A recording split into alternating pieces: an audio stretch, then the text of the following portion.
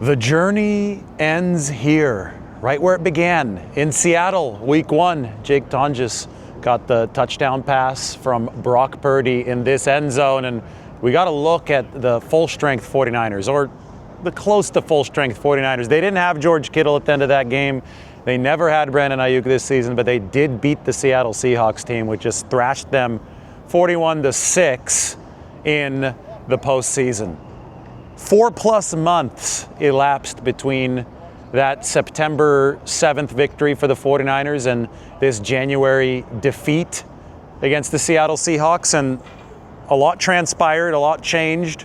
A lot of guys got hurt in those 4+ months, but the 49ers still fought through to make this undoubtedly a successful season. The journey stretched from that dramatic week one win here in Seattle to another dramatic closeout against the New Orleans Saints in week two. Bryce Huff forcing the fumble, to the crazy game where Nick Bosa tore his ACL, but the 49ers got the win with Mac Jones against the Arizona Cardinals, to some tough losses like the Jacksonville loss where Brock Purdy suffered the turf toe injury, the Houston Texans lost against that good defense that still is alive in these NFL playoffs.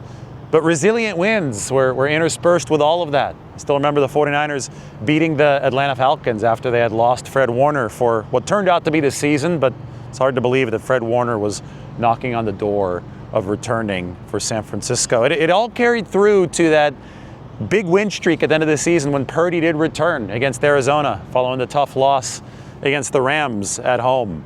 And the 49ers with Purdy down that stretch, even though the defense was obviously leaking oil with all the youth and all the injuries, they turbocharged as an offense, especially when they had some separation capabilities. They just ended up running out of gas, even though Purdy put up a lot of magic for the 49ers. It probably all peaked for San Francisco with that win over the Chicago Bears, who, yes, they're still alive. They play against the Los Angeles Rams in the divisional round. But what a magical night that was at Levi's. What a magical ride this regular season and postseason of resilience was, all capped off by that massive win against the defending Super Bowl champion Philadelphia Eagles. And I was just in that 49ers locker room, which is just this way, right through that tunnel here at Lumen Field. And there, again, was a good vibe in there. The 49ers obviously disappointed, but I think that they realized that they left it all out there. I said house money before this game. It might have been the first 49ers house money playoff game of all time, but given all that happened this season, I think it definitely qualified. The 49ers lost the house money that they were gambling with, and now they can move forward and rest and recuperate and head into the 2022 offseason with a very clear portrait of what needs to get better. They need to, first off, heal their roster. There were so many players missing this season, and the injuries obviously started in week one here in Seattle and never relented. They've got to add separators. I think even if you do get guys back healthy, the Brandon Ayuk defection means that you've got to be on the market, probably the trade market, the free agent market, and the draft market for wide receivers. You have to get Purdy weapons, because today he was pressured at the highest rate of any quarterback in the NFL this season. But yeah, the Seahawks have an awesome defensive front. I mean, this is what happens. It's very understandable to see what happened today when you play an elite defense and some greasy things don't go your way and you don't have space-making capability to combat that defense. And Brock Purdy ran for 413 yards tonight. Brock Purdy was running for his life over the course of the entire night. I mean, we can walk a little bit down this field and we could see the ground that Brock Purdy covered. NFL Next Gen Stats had that number. It was like Patrick Mahomes in the 2020 season Super Bowl against the Kansas City Chiefs. He didn't have a shot. And today, it was mainly because the 49ers just couldn't get open downfield. And I mean, there were Houdini acts for Purdy today where he was able to spin the ball downfield. But even then, the 49ers, much of the time, either fumbled the ball away like Jake Tonjes early, or dropped the football like Jawan Jennings on one of Purdy's excellent escape attempts late. So it happens. You know, 49-3 was the score back in 1986 when the 49ers lost to the eventual Super Bowl champion New York Giants. But they had the quarterback in as their foundation, and they came back the next year, and the 49ers were the best team in the NFL, even though they got upset in that divisional round against the Minnesota Vikings. That preceded the 2 Super Bowl wins back-to-back in 1988 and 1989. So, talking to Christian McCaffrey briefly, talking to Fred Warner in the locker room. I could include his interview sitting down at his locker today briefly. I talked to Fred actually for a little bit longer today. It was very clear that the 49ers have a sturdy sense of optimism heading into this 2026 offseason when a lot can happen to improve this team. And the margins in this league are so narrow. You could go back to a few greasy plays, and those are the ones that made this unravel. It's not hard to see why. The 49ers need to improve and heal at the necessary margins, and then they could go right back at this. Kyle Shanahan made it a point of emphasis that this wasn't about tonight in the locker room. This was about the journey of the season, and they finished 13-6 despite that mass injury event. And now they have a chance to make this defense better through maturation. The Robert Saleh question is going to be a big one for the 49ers. They have a chance to make the offense better by investment. You can obviously talk about the separation question and the ability for the 49ers to spend some of the Brandon Ayuk money, which they should be able to recoup quite a bit of it this offseason. And you talk about the continued evolution of Brock Purdy, who this year I think cemented himself as one of the elite quarterbacks in this league. Anyway, I don't want to belabor this video all too long. We got an entire offseason to cover, and it's going to be a fun one. The NFL Combine is going to be here very quickly. First, I'll cover the Super Bowl, which obviously is at Levi's Stadium in Santa Clara, but the Combine is going to come at the end of February.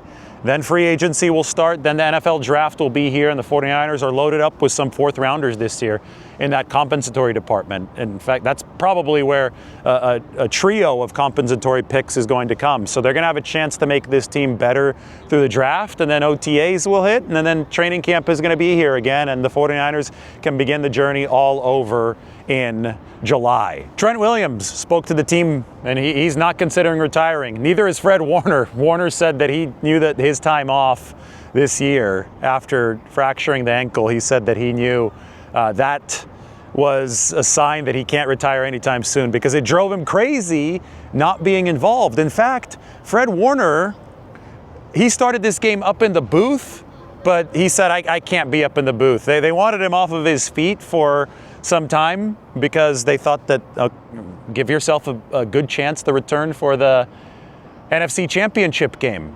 Maximize those probabilities, but things didn't start off well for the 49ers, and then Fred said, you know what, I can't stand being upstairs.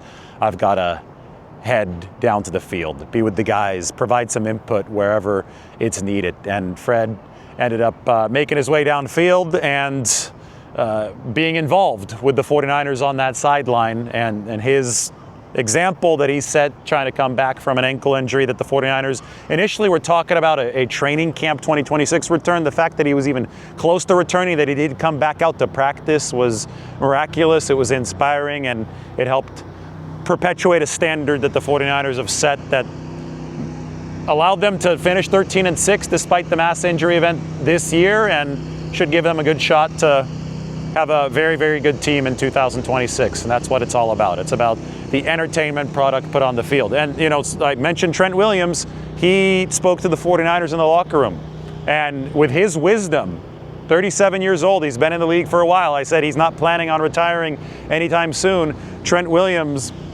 let the 49ers youngsters know that this is a team that isn't far from being where they want to be. They got to get guys back.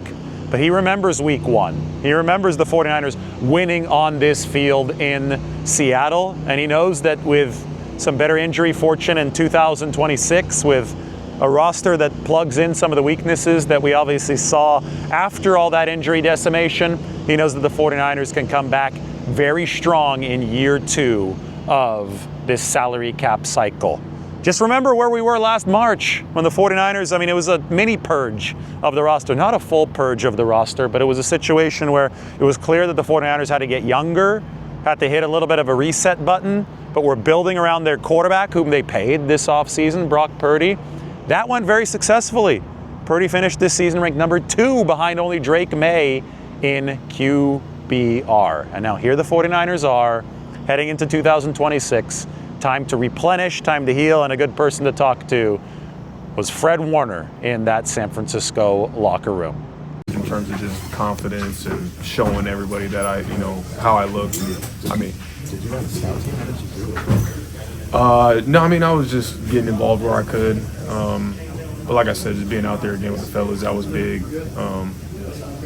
So yeah, I just wanted to try to bridge that gap leading into next week. So. Have you, sorry if someone asked this, but have you had any conversations with Saleh yet? I mean, there's a good chance he might be a head coach somewhere, but have you had the chance to kind of sit down and talk with him? No, I haven't had a conversation with him yet. I'm sure we'll talk. What are you going to miss most about him if he does leave?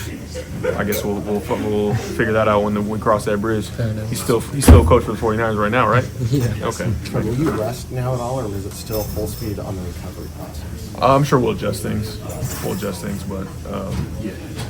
it'll probably look a little different now. Yeah. But you're fully expecting to come training camp here? 1,000%. It would be, yeah.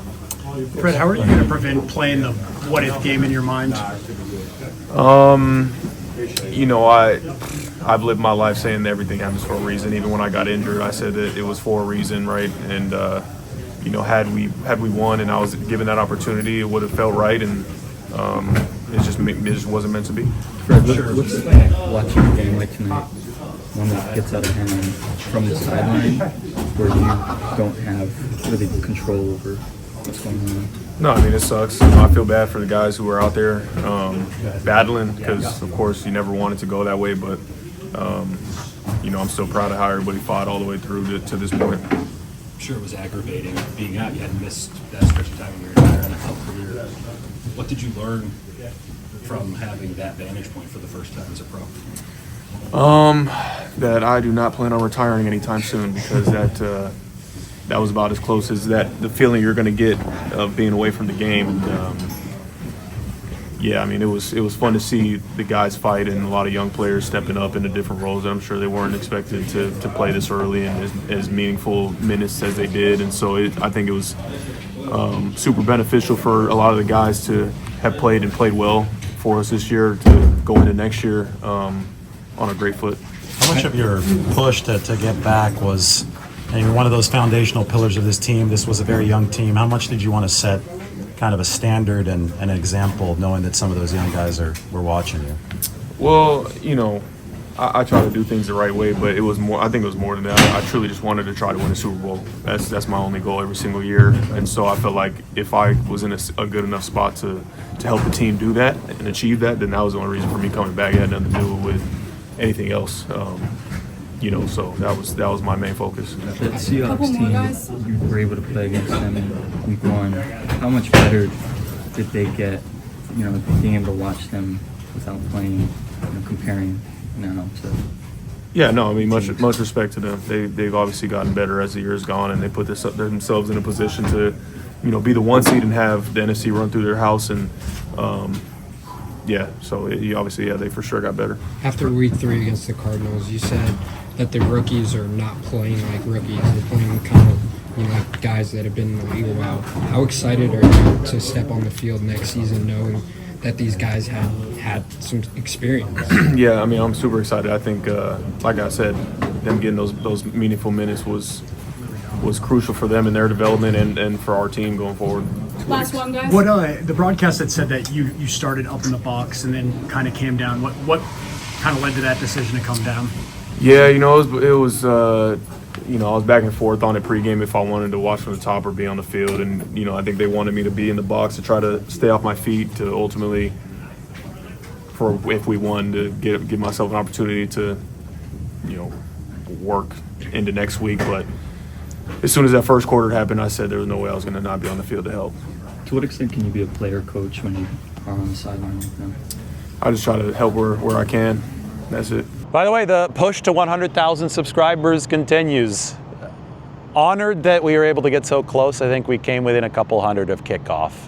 Wasn't meant to be this season, but it is meant to be early in the 2026 offseason. So hit that subscribe button. It's been a lot of fun, and again, it has been an honor covering the 49ers for you this season.